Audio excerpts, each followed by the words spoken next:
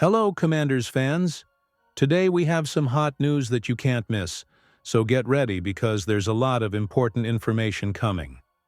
Before we start, we'd like to take the opportunity to subscribe to the channel, activate the bell, and stay up to date with all the news about our Washington Commanders. Don't forget to leave a like, which really strengthens our community and helps bring this content to the most passionate fans of the team. Now, without further ado, let's get straight to today's news. Rams urged to trade. Former 7th-round pick after an underwhelming 2024 campaign, the Los Angeles Rams could trade safety Cameron Curl before the start of the 2025 regular season. According to Bleacher Report, the source believes the Rams should trade the safety since he had one of the worst seasons of his career. Originally selected in the 2020 NFL Draft, the former Arkansas player began his career with the Washington Commanders, competing for a backup spot against Jeremy Reeves, Cole Luke, and Troy Apka. Following his professional debut, Curl made promising progress, recording 66 solo tackles, 2 sacks, 4 pass deflections, 3 interceptions, and 1 touchdown in 16 games. Curl was unable to replicate that success the following campaign, but he still managed a season-high 10 combined tackles and 5 pass deflections. As the Commanders build a new culture under head coach Dan Quinn, and while Curl recorded a career-high 115 combined tackles, it wasn't enough for the Commanders to warrant a new contract as the new sheriff in town built the secondary with Quan Martin and Will Harris. Curl has continued to impress, but the Rams don't have many players on their roster to trade for draft picks in return. However, since they were willing to trade their first-round pick this year, they could be fine with Quentin Lake and a youngster in the safety department, while the Rams could potentially trade Curl to these 4 teams. Report: Rams urged to trade. Former 7th-rounder Cameron Curl potential next team's Kansas City Chiefs. Meanwhile, the Kansas City Chiefs will have to figure out how to transition after losing Justin Reed, similar to the loss of Zadarius Smith last offseason. While it worked out for Trent McDuffie, it's better to take a safer position and add more depth behind Brian Cook and Jaden Hicks. Mike Edwards is past his prime, and Curl offers long-term relief. Washington Commanders, however, no one should rule out a reunion.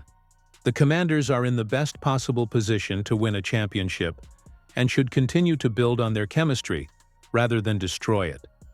Quan Martin is playing at a high level, but Curl's presence could make this unit explosive. Commanders are among the betting favorites to sign a Pro Bowl defender. The Washington Commanders appear as one of the main favorites in betting houses to sign a major reinforcement for their defense. The experienced pass rusher Zadarius Smith, selected for the Pro Bowl 3 times. This offseason, the team's coaching staff made it clear that there were priorities to be met, and many of them were duly addressed. The offensive line, which was one of the biggest concerns after last season, received important reinforcements, improving the protection of the quarterback and the efficiency of the ground game. In addition, the team brought in new weapons for rookie Jaden Daniels, who arrives with great expectations after being chosen in the draft. On the defensive side, the Commanders strengthened the cornerback group and guaranteed the return of 2 veterans with extensive experience in the league: linebacker Bobby Wagner and tight end Zach Ertz, both with consolidated leadership and playoff experience. However, despite these advances, one gap remains evident on the roster: the absence of an impactful pass rusher. This situation was exacerbated by the departure of Dante Fowler Jr., who signed with the division rival Dallas Cowboys. The loss further reduced the depth of a unit that was already underperforming, so it's no surprise that Zadarius Smith's name is on the franchise's radar. According to insider J.P. Finley of X, formerly Twitter, the Commanders currently have the 5th best odds of signing the defensive tackle, trailing only the Arizona Cardinals, Carolina Panthers, Dallas Cowboys, and Kansas City Chiefs.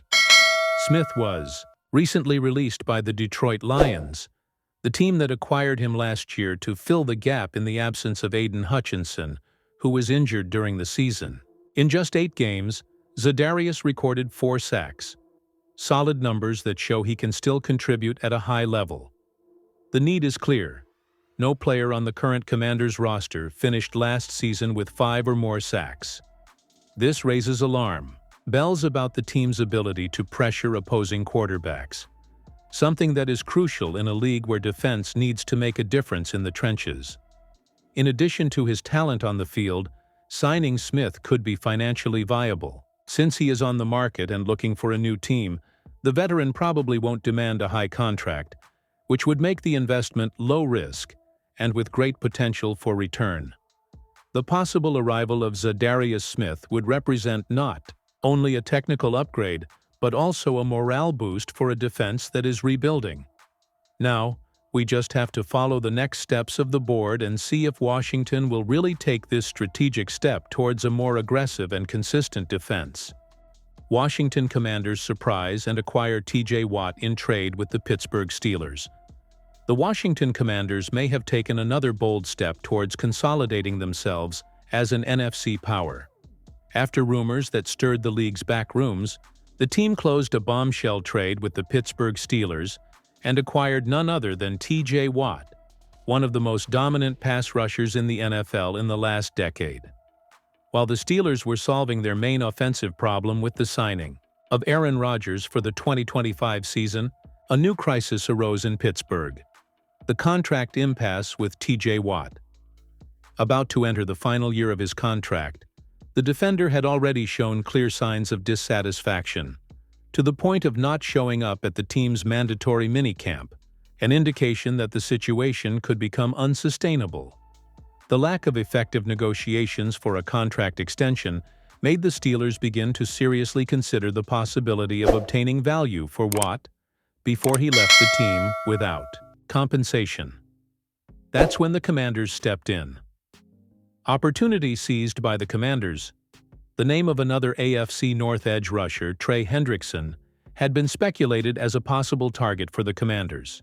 However, the opportunity to have a player of the caliber of T.J. Watt, Defensive Player of the Year in 2021, spoke louder. After a fairy tale season in which the Washington Commanders won the NFC Conference title under new coach Dan Quinn, and with rookie Jaden Daniels shining at quarterback, the board knows that there are still areas to improve if they want to maintain their high level of performance and establish themselves as a dominant force in the league. One of these areas is precisely the rotation of edge rushers. Currently, the group has Dorrance Armstrong and Dietrich Wise as starters, hard-working players, but who do not inspire the same confidence as elite names. It is worth remembering that, last season, the Commanders' defense was among the 10 worst in the NFL in pressure rate on the opposing quarterback. T.J. Watt's impact. With the arrival of T.J. Watt, the Commanders have made an immediate leap in quality. Even in a season considered below his standards, Watt recorded 12 sacks and 53 pressures, numbers that still place him among the most productive in the league at his position.